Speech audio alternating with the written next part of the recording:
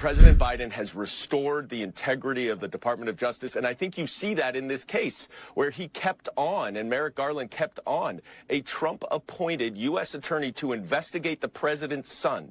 If there is not an indication of the independence of the Department of Justice beyond that, I don't know what we could look for.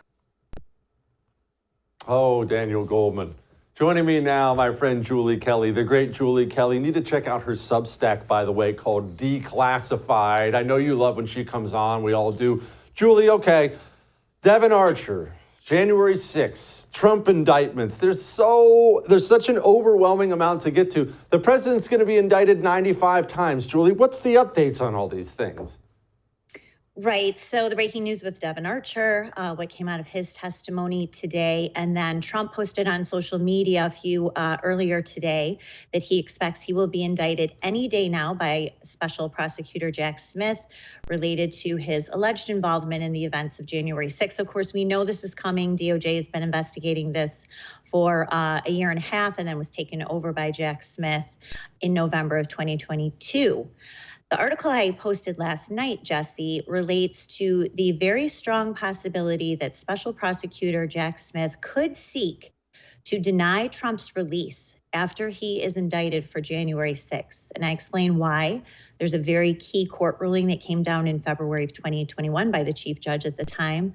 And of course, there is precedent to deny the release of January 6th defendants charged even with nonviolent crimes such as obstruction of an official proceeding or conspiracy. And look at that mug. You have any doubt that monster working on behalf of Merrick Garland and Lisa Monaco will try to keep Trump behind bars awaiting trial? I think it's a very strong likelihood. Julie, obviously we're just speculating here, doing an opinion thing on this question, but doesn't that seem too far even for them? And you know, I agree. I think they're going to throw the man in prison. I think that's how this thing ends. But you jail him and don't let him out during the election. Wouldn't they even be aware that that makes it look so bad you can't get away with it? I wish that I could give them some benefit of the doubt, that they have a little shred of humanity or conscience or even awareness of the danger that poses to the entire country, the further descent that we slide into a banana republic. But after watching this DOJ and their line prosecutors, and more importantly, Jesse, every single judge on this DC district court, I put nothing past them because there's no accountability. We've seen people in jail for over 2 years not accused of any violent crime, and these judges continue to keep them behind bars. And look, the Democrats, the media, and the Biden regime have created this bloodlust among the Democratic Party base. They want Donald Trump behind bars. It's very unlikely either one of these trials, classified documents or January 6th, will happen before the election. And the slim possibility that Donald Trump does win, that will all end. So this is the only way they could get him behind bars. Jack Smith also, aside from the precedent and this key court ruling I talk about, could use the classified documents case as evidence that Donald Trump poses a threat to national security, to his community, et cetera, and that these dual investigations are reason enough to deny his bail. Julie, I know you've done this before and you've given us the skinny on Jack Smith, but who is this guy besides somebody who looks like an older, uglier version of me? Oh my God, you don't resemble each other at all. But look, this is pretty timely, Jesse, because guess who was head of the Public Integrity Section, the Department of Justice Public Integrity Section, almost the entire Obama administration from 2010 until February of 2015? None other than Jack Smith. All of the Biden family corruption happened right under that man's nose. It's basically the section of the Department of Justice that deals with public corruption, government officials and their associates, by the way, which Hunter Biden would be, at the federal, state, and local level.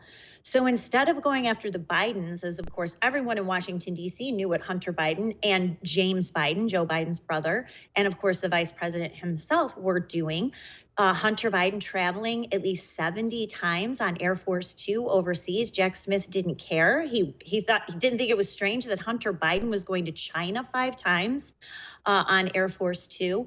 All this happened under Jack Smith's nose. And I would love for someone to ask him why he turned a blind eye. We're told he's the greatest, federal prosecutor in the world since Robert Mueller.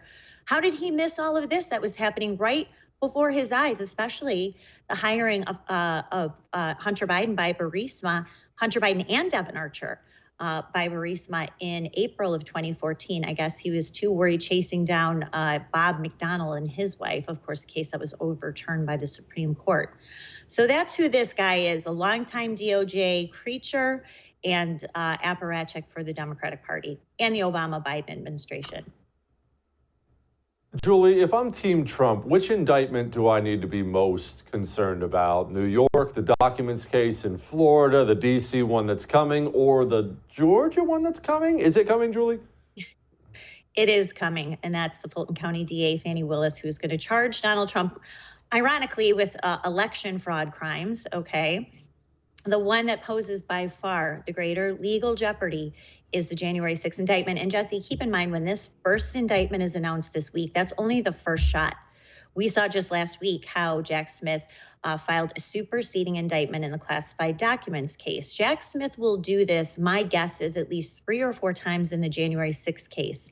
What that does is it brings new charges and new co-defendants. And those co-defendants could be John Eastman, could be a former acting deputy assistant attorney general Jeffrey Clark. It could be Rudy Giuliani. It could be Sidney Powell. It could be members of the House. It could be White House Chief of Staff Mark Meadows. This is going to be the death by 1,000 cuts that Jack Smith, working at the behest of Merrick Garland and Lisa Monaco, will continue this assault, not just against Donald Trump, but as they like to say, Jesse, assault on our democracy. And that's exactly what these twisted people are planning to do. Superseding indictments. So again, Julie, just dealing with me, you have to dumb this stuff down. That means this opening indictment isn't even the end of it. He's just going to keep piling on more charges and more charges and more charges as they go. Do I have that right? You absolutely do. I mean, you have the case of, say, the Proud Boys. I think that there were 5 superseding indictments in that case. So the initial charges we will see this week will only be the start, not the end. And I'm guessing by the time Donald Trump's done, he'll have probably 15 criminal counts pending against him for January 6th, just in Washington, D.C., not Georgia or now possibly Arizona as well. Julie, you're the best. Her Substack is called Declassified. Go get all the juicy nuggets there. Thanks, Julie. Thanks, Jesse. Thanks for having me on. I have great news. If you enjoyed that, I have a YouTube channel you can subscribe to. Whatever I do, it'll be right there on YouTube. So go subscribe today.